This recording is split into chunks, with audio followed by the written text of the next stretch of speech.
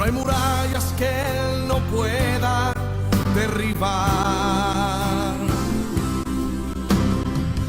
No hay enfermedad que Él no pueda sanar.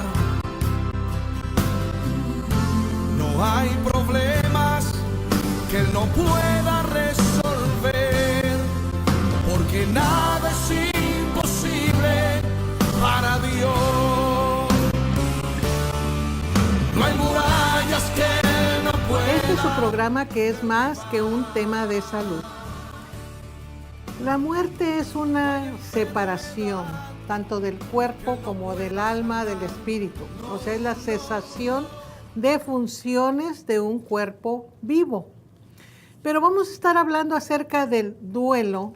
Lógicamente no es el que pasa el que murió, sino los familiares. Es muy importante ver que morir no es solo desprenderse del cuerpo, ¿verdad? Sino que es algo más profundo y doloroso. Morir es aprender a que los gentes que nos quedamos aprendamos a despedirnos de nuestros seres que más amamos, sean padres, hermanos, hijos, familiares y amigos. La muerte ocupa un lugar en la vida y toda persona viva sabe que un día va a morir.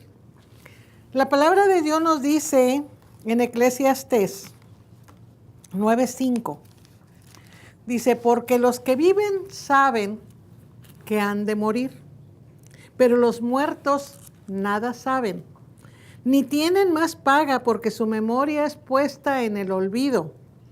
También su amor, su odio y su envidia fenecieron ya, es decir, se acabaron, y nunca más tendrán parte en todo lo que se hace debajo del sol. Esta palabra que nos da aquí a conocer de que cuando muere la persona se murió, él va a juicio, pero se muere, o sea, no hay forma de que regrese o de que lo veamos o de que podamos ir a tener una plática con ellos o preguntarle dónde dejó cosas, porque eso está más bien dirigido a que hay algunos espíritus que les llaman familiares y que saben todo eso y vienen y hablan, son espíritus demoníacos. La muerte se puede tomar en diferentes formas de acuerdo a la forma en que murió la persona. Es decir, una muerte inesperada o un duelo anticipado cuando se tiene una mala noticia de que tiene una enfermedad terminal. Se tiene que tratar con un profesional, sobre todo con las personas que han perdido niños o niños que han perdido padres, porque no es fácil decirle a los niños, tus papás se murieron. No entienden, no van a entender, ellos quieren ver a sus papás, o sea, no importa que les digan se murieron, ellos de todos modos quieren verlos. No es fácil tampoco tratar con los padres que han perdido hijos, porque hay una negación, que vamos ahorita a ver etapas del duelo. Una de ellas es la negación, o sea, no puede ser. Ahorita vamos a ver qué es lo que están pensando estos padres. Significa que cada persona debe ser consolada diferente a cómo murió nuestro familiar, ¿verdad? Nuestro familiar, para poder sanar el alma necesitamos tiempo. Y hay muchas personas que están viendo a los dolientes y les dicen, ya se murió, ya sal adelante, como si fuera nada más hacer los dedos así y ya poder salir. Hay un proceso y hay que ver que no fuera un proceso patológico cuando se prolonga por más de 6 meses. Es un periodo más o menos entre 6 y 8 meses en el que el doliente pasa por una serie de sentimientos encontrados, sus sentimientos de negación, sentimientos de coraje o sentimientos muy profundos de dolor, en el que tenemos que consolar las personas, aprender a que de repente van a estar llorando o van a estar gritando o van a estar enojados, hablando mal de las personas que murieron. O hay muchas cosas que hay que ir viendo, porque también hay que ver qué le pasó a nuestro ser querido, murió en qué circunstancias, ¿verdad? Es probable que estén tristes, preocupados, alterados, que se vaya el sueño, Hay una serie ahorita vamos a estar viendo todos los síntomas, ¿verdad? Puede estar impresionado, confundido, en asombro, en shock, o simplemente vacío. Y muchas veces se sienten culpables, porque vamos a estar viendo en qué casos se sienten culpables las personas con un duelo. ¿Qué es lo que interviene para que tengamos un duelo diferente? Pues la edad en que murió, la familia, qué parentesco teníamos con ellos, si hay dinero de por medio, porque fíjese usted que muchas familias se desintegran después que muere la persona, que no deja arreglados sus bienes, si es que los tiene. Entonces empiezan pleitos entre los familiares por la herencia, si es que la hay. Así que, ¿en qué forma, en qué edad, quién es la que murió? Y entonces todo eso hace que cada duelo sea para cada persona único y no tiene que tener un tiempo para recuperarse. Cuando la persona está enferma y nos dicen que hay una enfermedad terminal, hay un duelo anticipado. Desde el mismo momento en que el médico dice, es cáncer. Es cáncer y la persona le dice, ¿y cuánto tiempo me queda si es que logra articular palabra? Porque cuando le dice el médico es cáncer, la mayoría de las veces lo primero que hacen es, se les pone la mente en blanco porque a mí no puede ser. O sea, no creo, yo no creo que a mí me esté pasando esto. Aquí hay una etapa de negación. No es posible. Si es que me están dando un duelo anticipado donde yo voy a tener una muerte a corto tiempo o una negación cuando hay una muerte inesperada. No puede ser, están en shock, lo acabo de ver, acaba de salir, acabo de hablar con él, ¿cómo puede ser que haya muerto?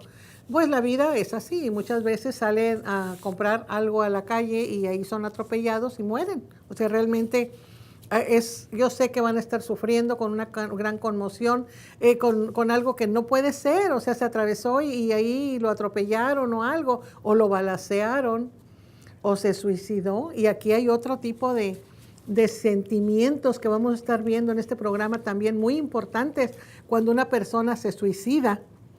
En el caso de las enfermedades mortales, cuando son diagnosticadas, la persona a veces llega hasta atentar por adelanto, ¿verdad?, contra su vida. Y aquí es una etapa en la que nosotros tenemos que estar cuidando mucho, animando mucho a que está bien, viene una enfermedad mortal, pero tenemos que estar al lado de esas personas y que sientan de que vamos a pasar entre los dos un trago muy amargo, ¿verdad?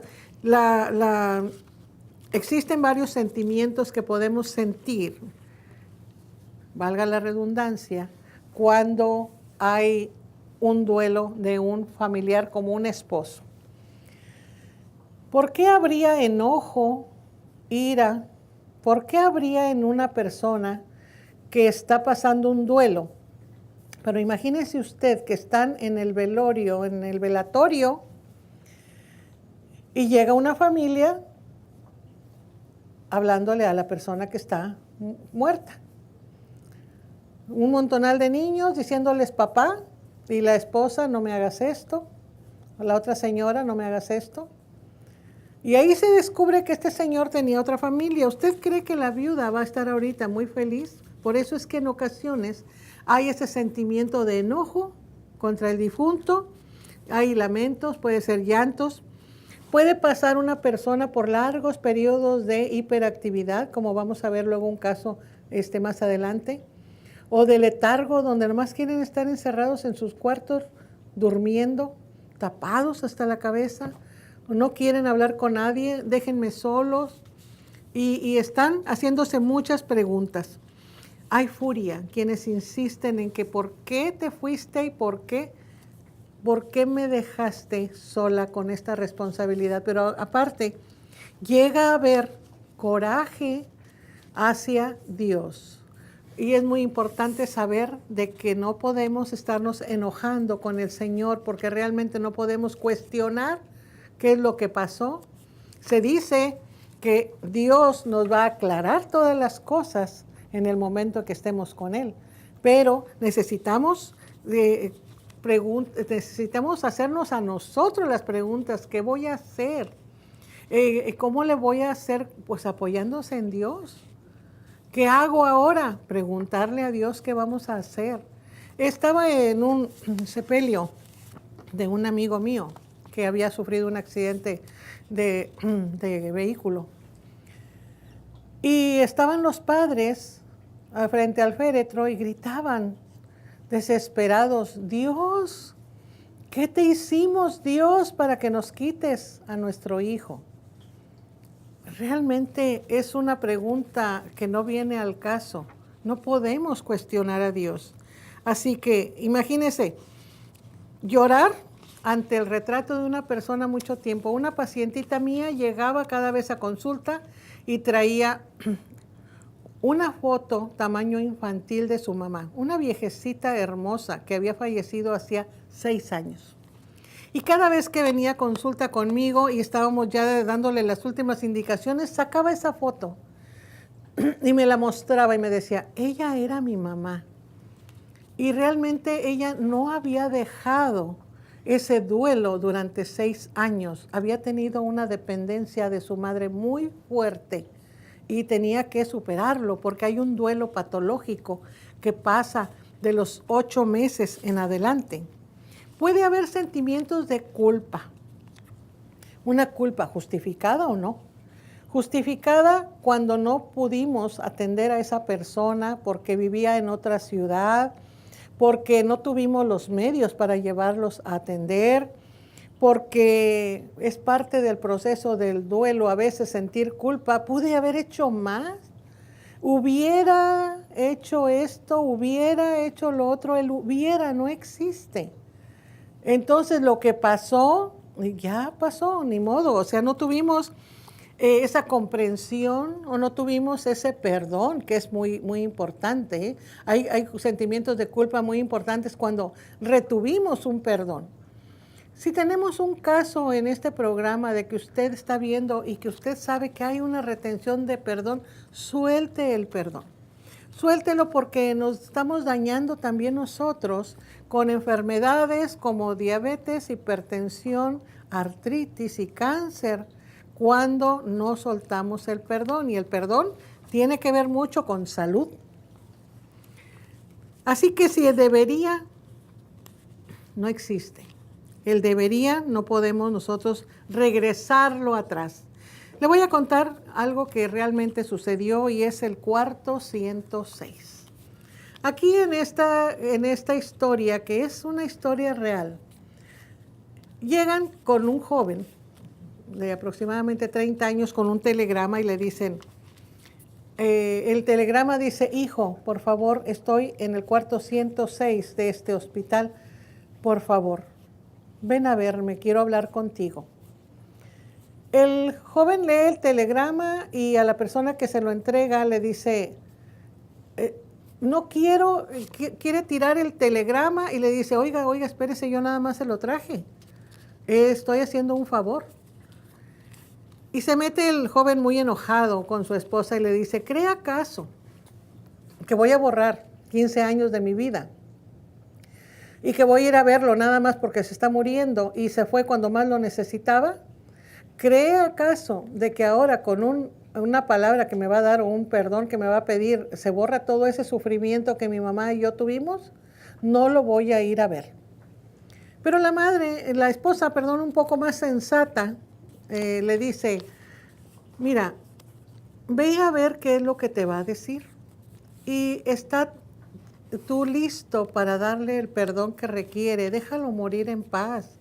Ese hombre, si bien hizo mal, ahora de seguro está arrepentido. Y el joven dijo que no iba. Eso fue un lunes. Y todos los días rumiaba su coraje y se enojaba más. Y cada vez decía que no iba a ir.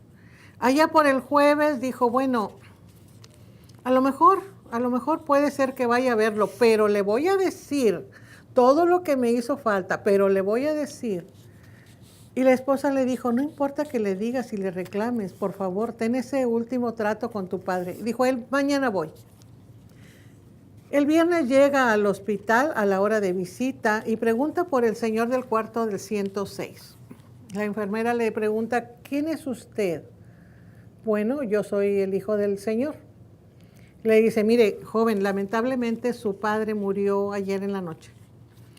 Es probable que estén en este cementerio y si se da prisa, puede ser que alcance el entierro. El joven, a todo lo que podía su velocidad de su carro, llegó al cementerio cuando ya nada más había como 2 o 3 personas ahí. Se quedó parado frente a esa tumba y lloró y lloró y lloró y se preguntaba lo que estábamos viendo aquí en Sentimientos de Culpa. Hubiera venido antier, hubiera venido desde que me mandó a decir, quizá a lo mejor hasta hubiera tenido un abrazo de él, hubiera. No retenga el perdón, no lo retenga porque nos hace muchísimo daño, ¿verdad? Mucho daño. Existen muchas pérdidas, no solo físicas. También cuando alguien se cambia de ciudad, perdemos amistades, se van a otro lugar. Ese también es un duelo. Perdemos un trabajo, cuando ya no tenemos una forma de regresar o donde todos los días llegábamos, y ese también es una forma de pérdida.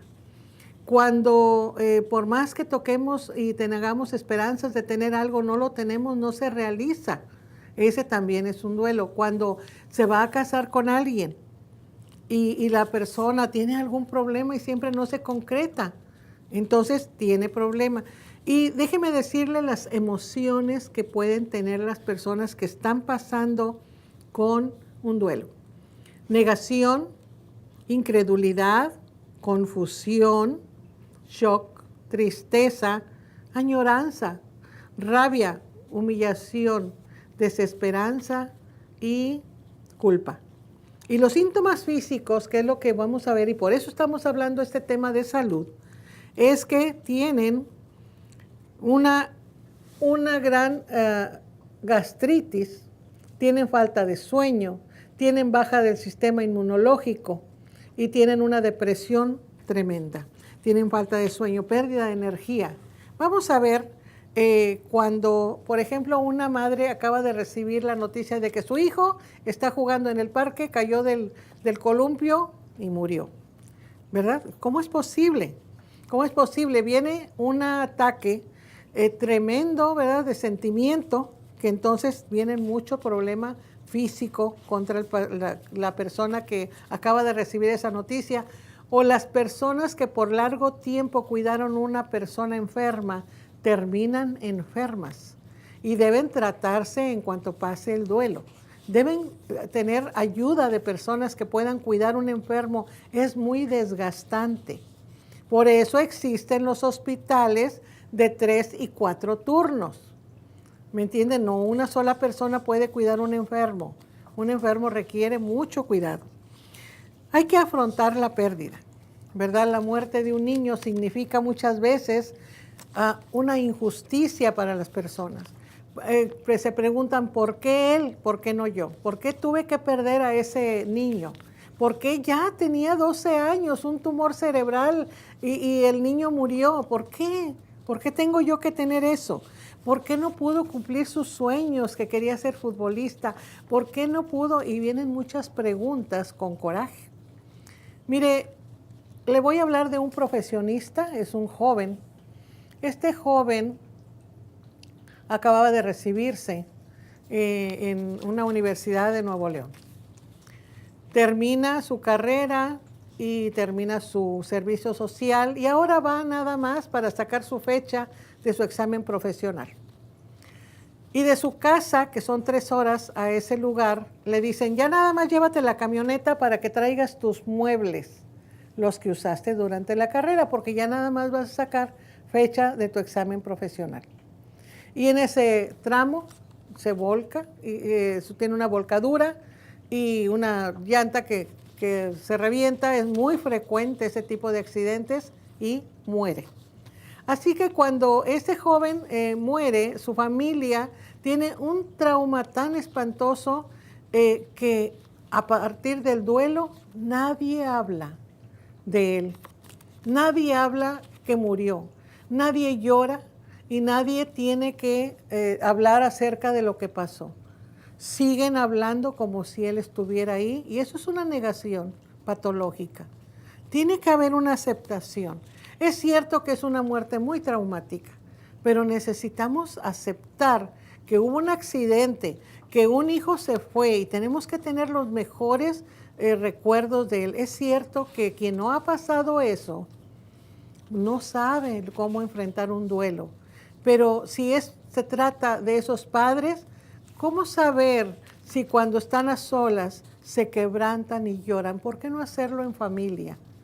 Una sobrina mía, 4 años, pierde a su padre, mi hermano, en un accidente igual, una llanta.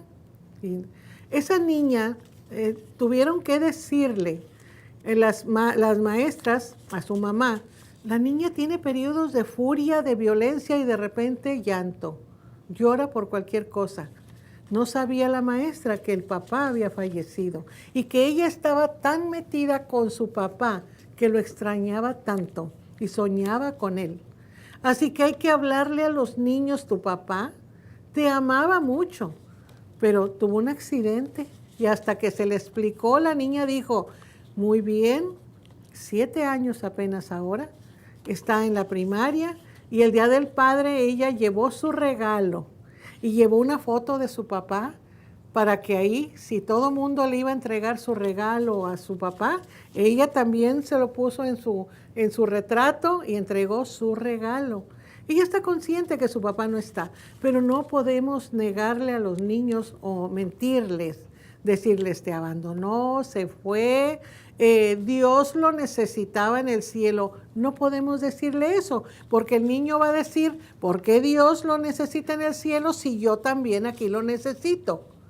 No podemos decirle eso a los niños, porque el niño va a tener una idea de Dios, de que es un Dios egoísta, que quería tener a su papá allá.